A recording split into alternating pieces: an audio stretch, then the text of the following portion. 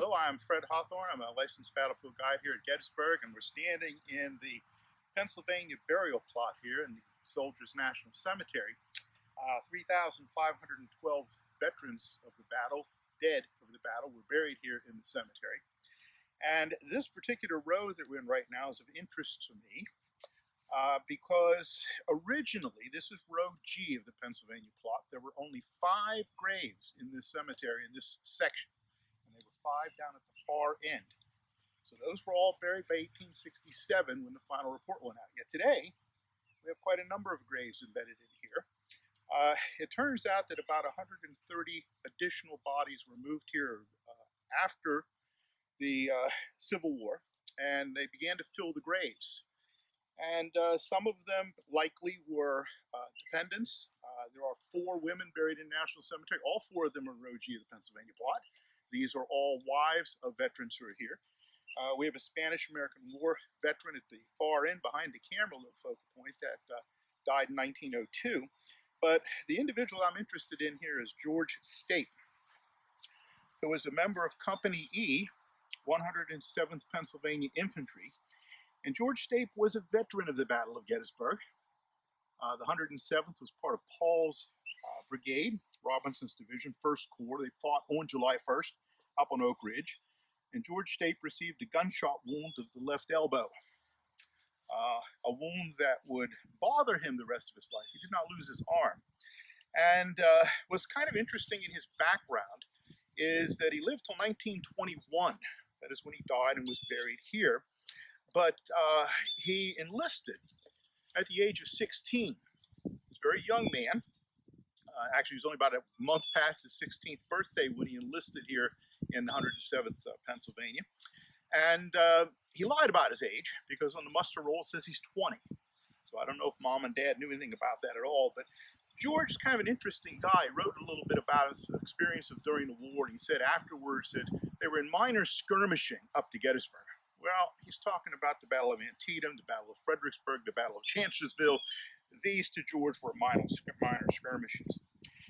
I know very little about what happened to him. It was said in the Lancaster County newspapers, the 6th of July, that he was wounded, and he and a number of the men in the regiment. And it said that all the wounded were captured.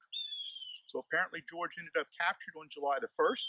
He was obviously not held long, probably got out when the Confederates retreated, recuperated, and by the summer of 1864 had returned to his unit.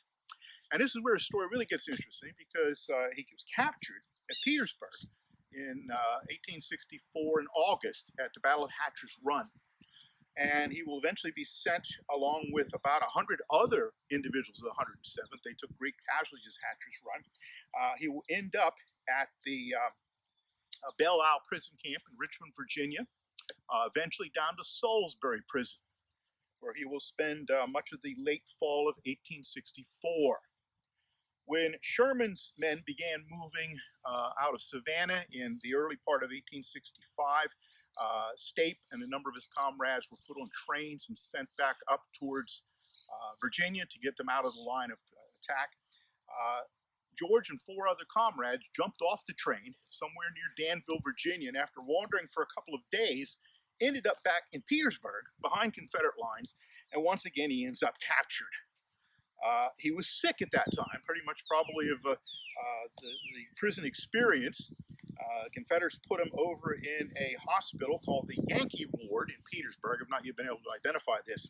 And eventually a Confederate surgeon, I guess, figured that he was beyond being of any help to the enemy. He and a number of other wounded were sent up to Richmond, and probably some of the last individuals taken to parole. And he ended up in Camp Parole down at the end.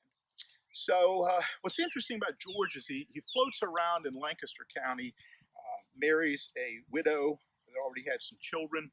By 1891, he had gone through a number of jobs. His wife died in 1891, and somehow or another, I guess he decided to uproot and change life. And at the age of 50, he ends up here in Gettysburg, marries a 19-year-old, will end up having 6 children, and somewhere around 1895, he takes up driving hacks, which in our area means you're going to be a guide. And he indeed is one of the first battlefield guides. 1915, George will take the licensed battlefield guide test was given in September. He will pass it with a score of 66%, which made him what was called a second-class guide. And all that meant was that he had to go back and retest to get up to first-class status. He will do that in 1916. And he will continue guiding for the next couple of years. He will die in 1921. So he is a veteran of the Battle of Gettysburg, a wounded veteran of the Battle of Gettysburg, and a licensed battlefield guide, one of my early predecessors, guide number 36, George Stape.